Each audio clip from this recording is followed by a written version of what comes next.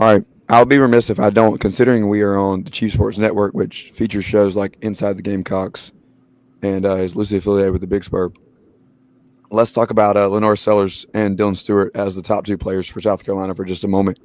Where do those two guys rank? Obviously, I think you know quarterback is the most important position in all of sports, and there's a lot of weight that's on that.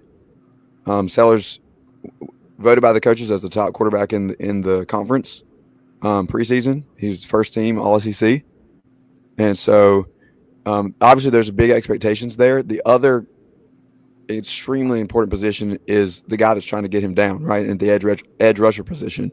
So South Carolina has those major two pieces. How far can stars like Sellers and Stewart take the Gamecocks in 2025? They're hoping pretty far. I actually didn't know that he was first team All SEC. I very much disagree with that. I think first of all, Garrett Nussmeier should have been almost consensus QB1 for that He because was too. he's proven it. And then I would even throw. I know Arch Manning barely played, but I would throw him over him. I would throw DJ Lago over Sellers. I would throw Pavia, even maybe Taylor Green. There's Sellers is a guy who's an in theory quarterback, and I get the tools. It's very Anthony Richardson like, in my opinion. And Jalen Milroe, you can even throw in that conversation too. Whereas, okay, you see the rocket arm, you see the unbelievable mobility, and that alone will make him one of the better quarterbacks. He's still a top 15 quarterback in the country. There's no denying that. I'm not saying he's not, a very good quarterback at all. But I just, with guys like Anthony Richardson and Milroe just leaving a lot to be desired, I'm a little weary of Sellers. I think his decision making, his accuracy, still leaves a lot to be desired right now. He's obviously more physically talented probably than any other quarterback in the country. But again, he reminds me so much of Anthony Richardson and Jalen Milroe that I'm just a little like, let's just wait and see before we start crowning him as a number one overall pick in the NFL draft or the best quarterback in the SEC either. I'm not there yet. As for Dylan Stewart, that guy's a superstar. I have no question about that guy right now. The only thing I would say is get a little bit stronger in the run game, but he was an 18, 19-year-old in the SEC last year. He's going to get stronger in the weight room as he develops more, right? As a pass rusher, he's probably the best pass rusher in college football right now. I would say that right now. The only reason why I have him number 2 in the country at edge rusher is because I thought Colin Simmons, who's basically as good of as a pass rusher as Dylan Stewart, but a little bit better as a run defender, that's why I have him number 1. But Dylan Stewart, tools-wise, is probably the freakiest player at edge rusher in the country right now. He's a top 5 pick probably in the NFL draft in 2027. So Stewart, I have no questions with really besides run defense. Sellers, I'm a little more wait and see with him right now. Is there anybody else on that roster that sticks out and pops to you? Obviously, from a front seven standpoint, there's a lot of guys being replaced. You got to replace Nicky Manwaria in the safety position. So the defense has some. I think that Shane Beamer did a good job of bringing in the right pieces in the transfer portal, and there's some guys that were being developed behind them. And I trust Torian Gray as far as the secondary goes.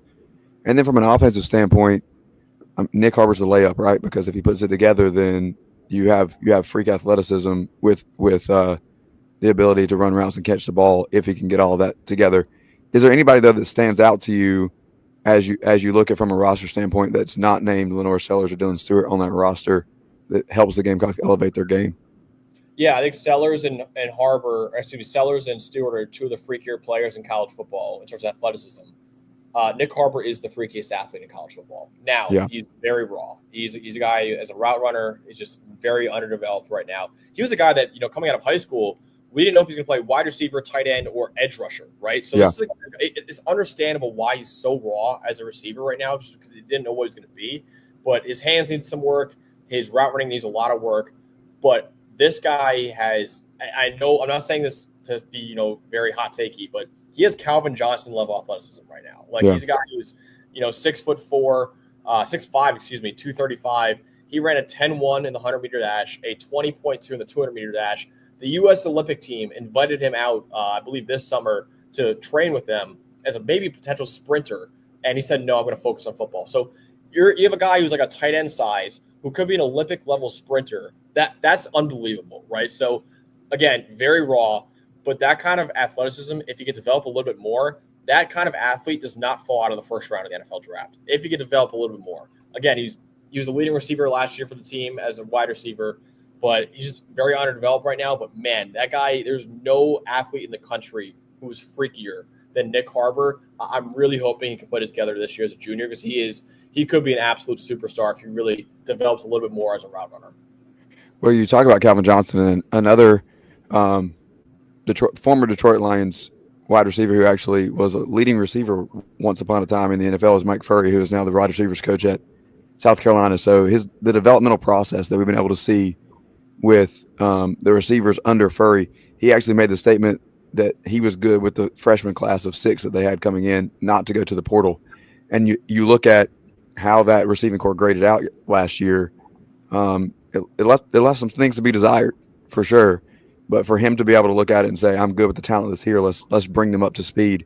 I think that the expectation is and has been around that fan base that it's past time for Harbor to put it together. But to your point, there was a lot of development and figuring out where you're going to be. This is the year, though. This is the money year where we're going to see if he can put things together and get to the NFL.